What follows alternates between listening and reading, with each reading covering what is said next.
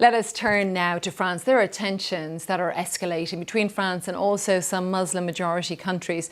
It's over President Emmanuel Macron's pledge to tackle radical Islam in the wake of a killing of a French teacher. Turkey has been the most vocal so far. Here's what President Recep Tayyip Erdogan had to say today.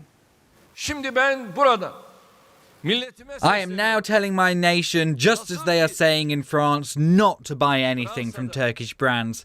I call on my nation here and now, do not pay attention to French-labelled goods. Do not buy them.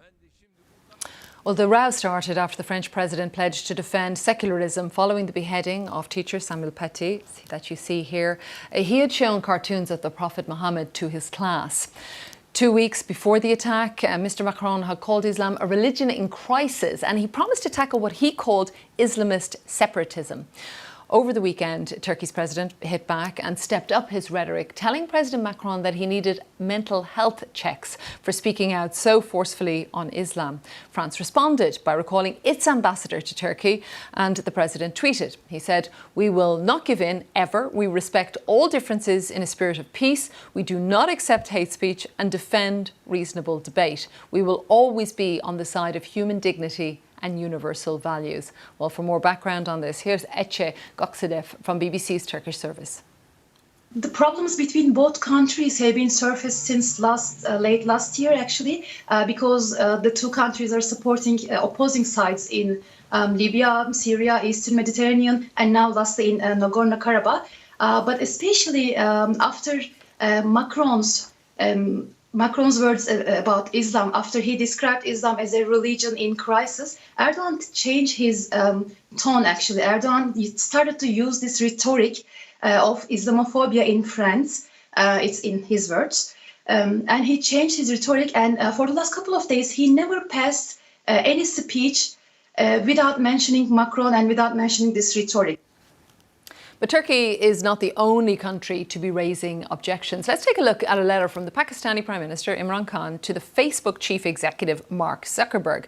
He was asking for a ban on Islamophobic content on the website. He raises the publication of the cartoons and says, "This will lead to further polarisation and marginalisation of Muslims in France. We've seen how marginalisation inevitably leads to extremism, something the world does not need." Now, across parts of the Arab world, the boycott of French goods, it's already underway. Let's take a look. This is French cosmetic products. You see them there being covered at a shop in Jordan. That sign says, "In solidarity with Prophet Muhammad, peace be upon him, all French products are boycotted." And here instead, French products being removed from the shelves at a supermarket in Qatar. France's Muslim Council, they say that Muslims are not persecuted in France and that they can freely practice their religion. Earlier, the French government confirmed it is not planning a reciprocal boycott against Turkey. Let's hear Hugh Schofield in Paris with more on the boycott and also the comments from President Erdogan. Together they do, there's no question about it, add up in French minds to a fully blown diplomatic crisis, which is why the ambassador has been recalled from Ankara for consultations and why the whole of the French diplomatic corps is being told to sort of go on the offensive to make the French case. And that means repeating over and over again the French view of all this, which is that no, Muslims in France are not treated like Jews in Europe in the 1930s.